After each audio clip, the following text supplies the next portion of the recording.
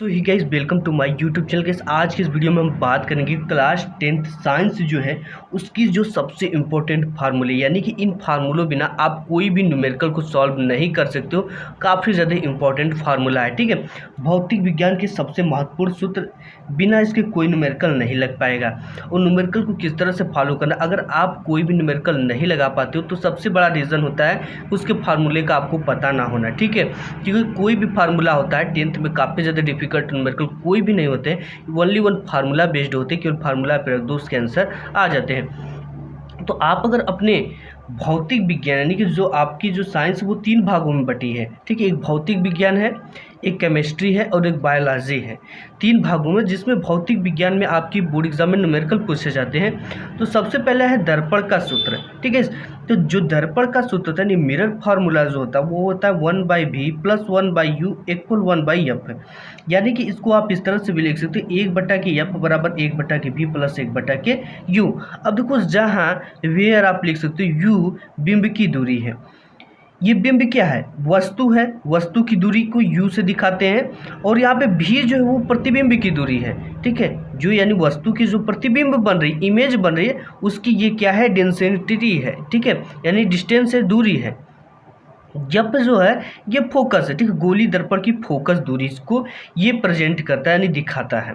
इसके बाद नेक्स्ट जो सूत्र है वो है लेंस का सूत्र, ठीक है। अगर इन सब चीज़ों को आप जानते हो तो बोर्ड एग्जाम में या कोई भी न्यूमेरिकल आपको अगर बुक से ही आता है तो वो पूछ देगा कि बिंब की दूरी इतना दिया है, प्रतिबिंब इतना दिया है, तो गोली दर्पण की फोकस दूरी को ज्ञात कीजिए। तो ये जो फार्मूला पता था आप इजली इसे ज्ञात कर पाओगे, ठीक है। इसके बाद लेंस का सूत्र है। जो लेंस का सूत्र होता है वो सेम इसी सूत्र जैसा होता है, केवल और केवल इतना अंतर होता है, यहाँ पे जो प्लस है यहाँ पे क्या होता है? माइनस होता है। ये भी 1/f बराबर 1/u - 1/v। अब देखो, जहाँ v क्या है वो भी बिंब की दूरी है, u क्या है? वस्तु की दूरी है, f क्या है? ये फोकस दूरी है, ठीक है। और इसके बाद एक फार्मूला और आता है, f बराबर r/2, ठीक है। यानी कि फोकस जो होती है वो त्रिज्या, r क्या दिखा था? त्रिज्या की आधा होती है, f बराबर r/2। ये भी आपके क्वेश्चन में पूछा जाता है, ठीक है। जहाँ आपका ये r बराबर 2f भी होता है, ठीक है। ये क्या होता है? r बराबर यहाँ से निकालेंगे तो ये मल्टीप्लाई में इधर जाएगा, तो ये डिवाइड में इधर जाएगा तो मल्टीप्लाई में, यानी ये भाग में तो इस बार जाएगा तो गुणा में जाएगा। r बराबर 2f, जहाँ यह फोकस दूरी और r क्या है? वक्रता त्रिज्या है। इसके बाद नेक्स्ट जो इम्पोर्टेंट फार्मूला आपकी बोर्ड एग्जाम में आता है और इस पर क्वेश्चन आना ही आना है, आवर्धन क्षमता। आवर्धन क्षमता अवतल लेंस के लिए क्या होता है? ये क्या है? अवतल लेंस। इसके लिए जो आवर्धन क्षमता होगा, यम से दिखाते हैं आवर्धन क्षमता को, -v/u, ठीक है। इसके लिए क्या है? ये माइनस है। और यही अगर अवतल न होता, उत्तल लेंस होता, तो उत्तल लेंस में जो ये होता है, उत्तल लेंस में जो इसका फार्मूला होता है वो v/u होता है, ठीक है। यानी कि आप इस तरह से समझ सकते हो कि अवतल लेंस के लिए जो प्रतिबिंब की दूरी है वो उसको माइनस में रखा जाता है, और उत्तल लेंस के लिए जो प्रतिबिंब की दूरी है वो प्लस में रखा जाता है। अब यहाँ पे नेक्स्ट आ जाता है वायु के सापेक्ष माध्यम का अपवर्तनांक, ठीक है। फिर जो माध्यम का अपवर्तनांक, यानी कि n बराबर sin I/sin r। I क्या है? आपतन कोण है, और r क्या है? परावर्तन कोण है, ठीक है। ये दोनों बीच में बनते हैं। I क्या है? आपतन कोण है, और r क्या है? परावर्तन कोण है, ठीक है। और साइन क्या है? इन दोनों के बीच का एंगल है, यानी कोण है। तो ये n बराबर होता है sin I/sin r, ठीक है। नेक्स्ट क्वेश्चन देख लेते हैं। फार्मूला और काफ़ी ज़्यादा इंपॉर्टेंट फार्मूला है, वायु के सापेक्ष द्रव का क्रांतिक कोण, ठीक है। वायु के सापेक्ष इसका क्रांतिक कोण, द्रव का क्रांतिक कोण बराबर होता है 1/sin c, 1/sin c। क्रांतिक कोण को किससे दिखाते हैं? सदैव c से दिखाते हैं। लेंस की क्षमता p बराबर होता है 1/f है। ये क्या है? मीटर में भी होता है और सेमी में भी होता है, बट यहाँ पे ये जो है वो मीटर में है, ठीक है। लेंस की क्षमता p बराबर 1/f मीटर में।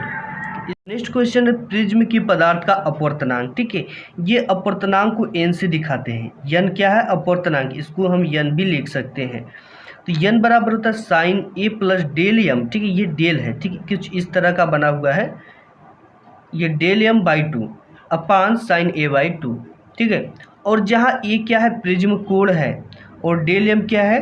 ये विचलन कोण है, ठीक है। यहाँ पे नीचे देख सकते हो आप, जहाँ ये क्या है? प्रिज्म कोण है, और del m जो है वो विचलन कोण है। इसके बाद नेक्स्ट जो क्वेश्चन वो V बराबर होता है यानी वोल्टेज बराबर धारा इंटू प्रतिरोध, ठीक है। इसका जो मात्रक होता है वो क्या होता है, इसका जो मात्रक होता है V बराबर IR, ठीक है। इसका मात्रक होता है आपका वोल्ट, यानी ये जो चीज़ें हैं वोल्ट है, ठीक है। और यहाँ पे ओम किसका मात्रक होता है, R बराबर V बाई अगर I है तो ये क्या है ओम का नियम, और इसका मात्रक क्या होगा, प्रतिरोध का कोई मात्रक नहीं था, इस R बराबर V बाई I को ही क्या कहते हैं, ओम कहते हैं। जहाँ I धारा है, R क्या है, प्रतिरोध है। और ये होता है P मतलब पावर, P बराबर VI, ठीक है। यहाँ पे V क्या है, वोल्टेज, और I क्या है, धारा है, ठीक है। धारा का मात्रक एम्पियर होता है और वोल्टेज का मात्रक क्या होता है, ये आपको कमेंट बॉक्स में कमेंट करके बता देना है, ठीक है। P बराबर V बाई I, जहाँ ये क्या है, इस सामर्थ्य का सूत्र यानी पावर का सूत्र है। और इसके बराबर नेक्स्ट जो Q बराबर IT है, ठीक है। Q बराबर IT क्या होता है, ये आवेश का मात्रक होता है, और Q बराबर Ne भी होता है, ये भी एक आवेश ही है, लेकिन यहाँ पे इलेक्ट्रॉन, ये इलेक्ट्रॉनों की संख्या और ये इलेक्ट्रॉन है। तो Q बराबर IT यानी आवेश, ये भी आपके क्वेश्चन में यूज होगा।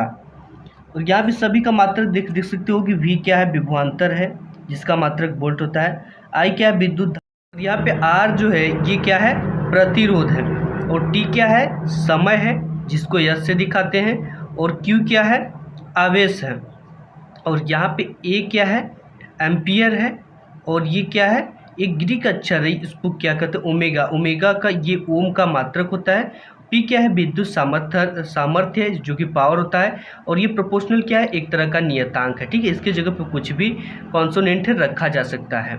जो नेक्स्ट है इसके बाद फार्मूला वो है विद्युत धारा का जो मात्रक I होता है वो क्या होता है, एम्पियर A, ठीक है।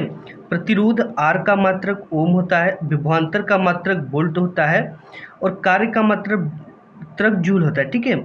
ये होता है आपका सूत्र होता है V बराबर W बाई Q, और यहाँ से W की वैल्यू आप निकाल सकते हो, तो W बराबर आपका क्या हो जाएगा, V इंटू Q, ठीक है। तो ये कार्य का मात्रक क्या होता है, जूल होता है। आवेश का मात्रक Q है, ठीक है। इसका आवेश Q बराबर होता है I इंटू T, ठीक है। I इंटू T ये होता है, ये बराबर होता है, तो ये हो गया I, ये इंटू T हो गया। और इसके बाद समय का मात्रक सेकेंड होता है जिसे यस से दिखाते हैं, और यहाँ पे श्रेणी का समांतर क्रम संयोजन, ठीक है।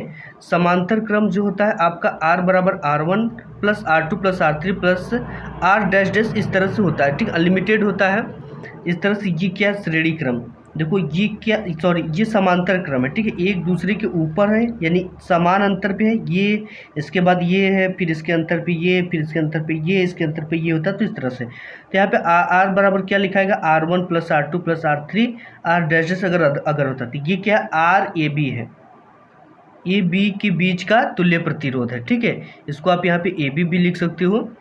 इसके बाद श्रेणी क्रम जो होता है वो एक दूसरे, जैसे ट्रेन आपकी वो क्या है, श्रेणी क्रम है, एक डब्बे के बाद दूसरी डब्बा है, दूसरे डब्बा के बाद तीसरी डब्बा है, वही चीज़ें ट्रेन क्या होगी, श्रेणी क्रम। श्रेणी क्रम का सूत्र होता है 1/R1, 1/R equal 1/R1 plus 1/R2 plus 1/R3 plus 1/R dash dash dash, ठीक है। अगर ये A है और ये B है पोल, तो यहाँ पे RAB यानी कि A और B के बीच का तुल्य प्रतिरोध 1/के RAB बराबर 1/के R1 प्लस 1/के R2 प्लस 1/के R3 प्लस 1/के R डैश डैश डैश। और एक सूत्र आप में और है 10th साइंस में, F बराबर IBL साइन थीटा, ठीक है, BIL साइन थीटा, जहाँ पे थीटा क्या है, इन दोनों के बीच बनने वाला कोण है, I क्या है, धारा है, और L क्या है, चालक की लंबाई है, B क्या है, चुंबकीय क्षेत्र है, और F क्या है, फोर्स है यानी बल है। तो गाइस आज की वीडियो में बस इतना ही, मिलूंगा एक नेक्स्ट वीडियो में, तब तक के लिए धन्यवाद।